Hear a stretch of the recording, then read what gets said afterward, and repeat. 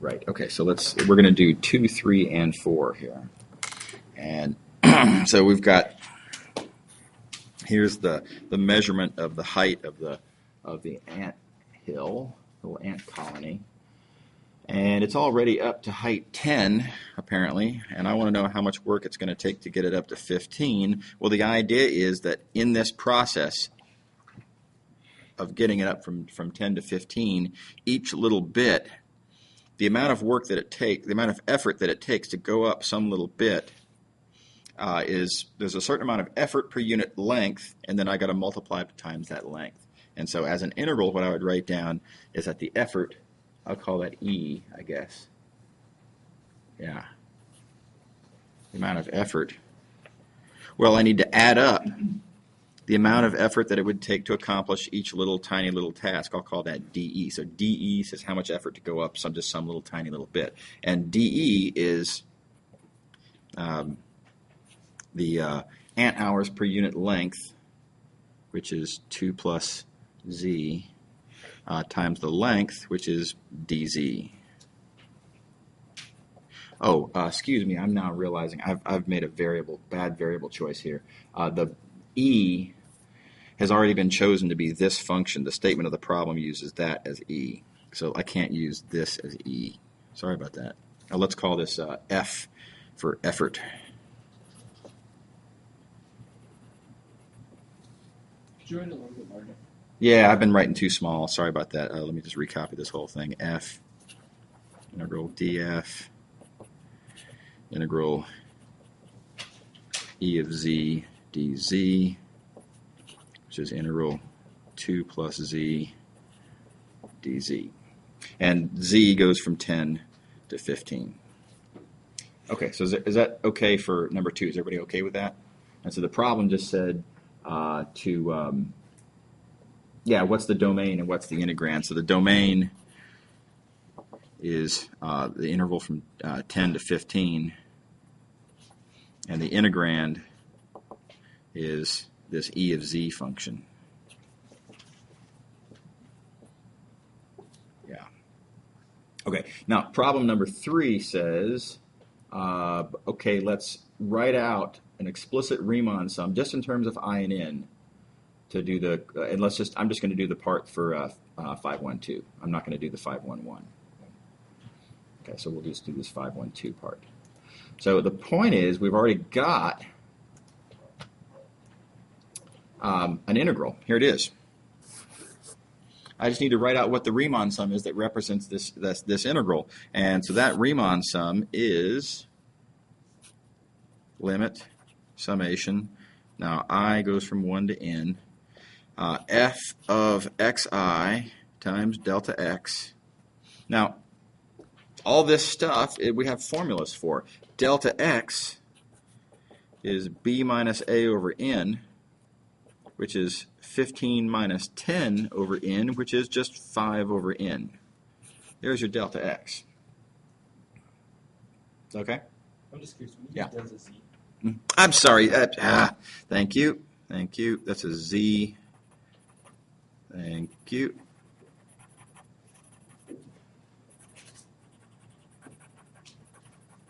Yeah, delta z. Thanks for that. Okay. Is everybody good? Right. So now what is the formula for z sub I? Well, z sub I is going to be a plus I delta z. That's 10. These are my starting point. That's my a. Plus I. Now delta z was 5 over n. So I have that. So there's your z sub I. There's your delta z. And now you just take these formulas here and you plug in into here. Remember, now what is f? This f is that 2 plus z function. So altogether, this turns into limit, n goes to infinity, summation, I goes from 1 to n. F is 2 plus zi. So I've got to put zi in here. Zi, here it is. Zi is this business. It's 10 plus 5i over n. and then times delta z, which is 5 over n. So that is this, and zi is that. So what we've got, so this f function is 2 plus zi, which is what our integrand function is. So is everybody okay with this so far? So this is actually the answer to SV3. So for the part that we're doing, this is an explicit Riemann sum. This is only in terms of I and n. So this doesn't make any reference to, values of z defined by some formula. It doesn't make any reference to some, function that's defined elsewhere. This is an explicit. It's just let n go to infinity, let I go from 1 to n, and this is all in terms of I and n. So this is something that you could evaluate without knowing anything about ant hills or effort or ant hours or anything of that sort. Are we good? Okay. All right, let's look at the number 4 then. Whoops. So number 4 says let's crank this out, the brute force. We're going to evaluate this Riemann sum directly. And that's going to be tedious, but it's just a matter of doing it. I think you guys have probably all done this sort of thing at some point in your past. Any good single variable calculus class, I believe, should make students do this so you can, just to give you an up close and personal look at what is a Riemann sum and how does it actually work. So here we go.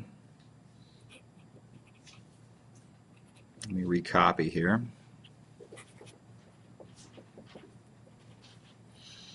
So by the way, our Riemann sum, we can simplify this a little bit, right? I'm just going to call this 12 plus 5i over n.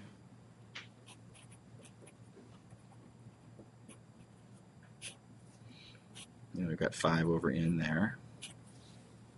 I just recopy in there. And here we go. We've got to multiply this out first. I've got 60 over n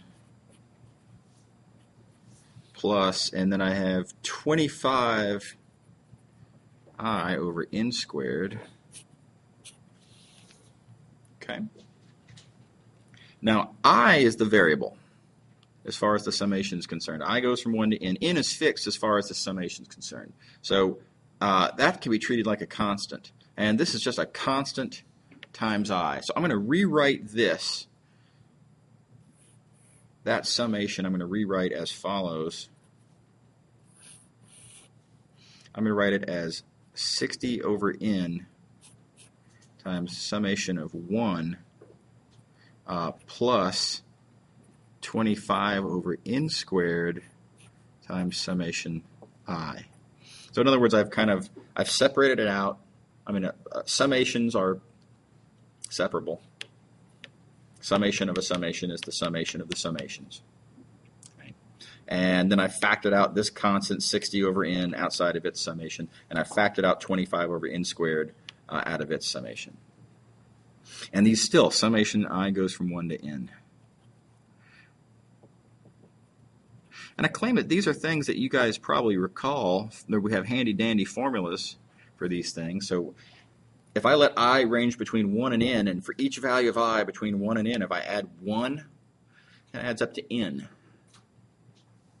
Right? So this is 1 plus 1 plus 1 plus 1 plus 1 plus 1 plus 1, a grand total of n times. That adds up to n. Is everybody happy with that? Okay, so I claim that's equal to n. This one is trickier. This is that 1 plus 2 plus 3 plus 4 plus 5, etc., plus n minus 2 plus n minus 1 plus n. You've got to be a little more clever to work this one out, and this is should be covered in single variable calculus classes. This summation is n times n plus 1 all over 2. And there's a clever way to compute that if you haven't seen it before. I can talk about that some other time. Everybody comfortable with this? Everybody happy? Okay. All right. So now what we have is just a limit. as n goes to infinity, and let's see, that n cancels with that n, so this is just 60 plus, now wait a second, we've got 25 over n squared here, and here I've got n times n plus 1 all over 2. So I got to take a limit as n goes to infinity. This is one of these indeterminate forms over here because the numerator is approaching infinity, the denominator is approaching infinity. This can be, now you could use, a more sophisticated argument, but the clever way around this, I believe, is to rewrite this as limit of, and just actually divide this n squared into these terms, and you get 25 over 2 times, and then just 1 plus 1 over n.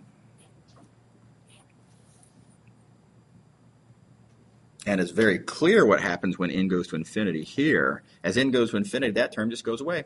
There's nothing indeterminate about that at all. That just goes to 0. So you just have 60 plus 25 over 2 times 1. So 60 plus 25 over 2 is 145 over 2. And there you go.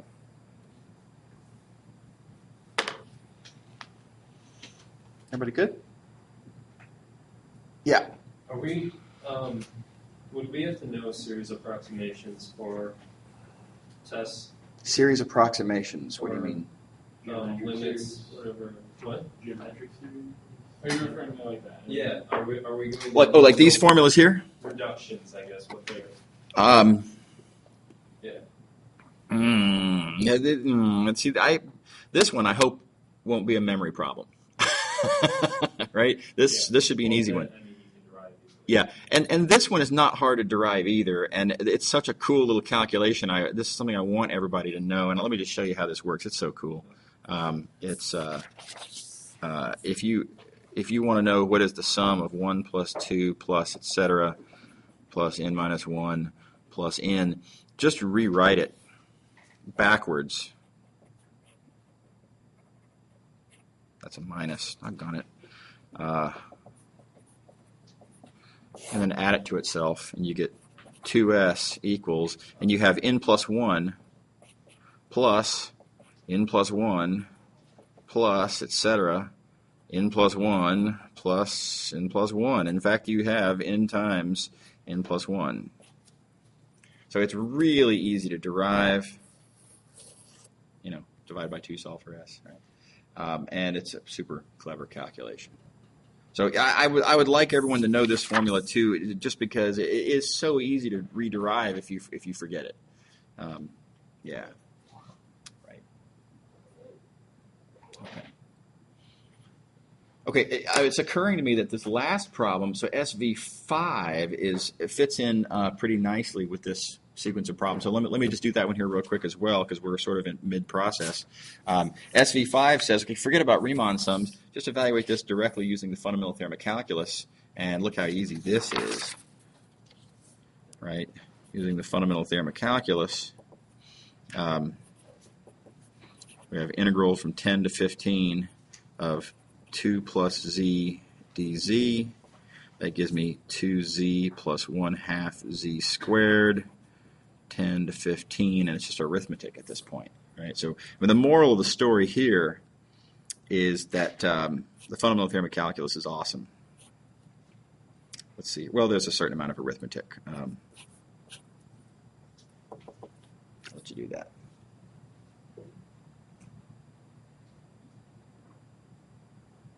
Everybody okay? Any questions? Okay. All right. Okay, so the one for 511 is, of course, entirely analogous to what we just did for the 512. So, yeah. Okay. Can you show that? I'm sorry? Can you show that last part? This part here? Oh, okay, Yeah. Yeah, exactly. Just plug it in.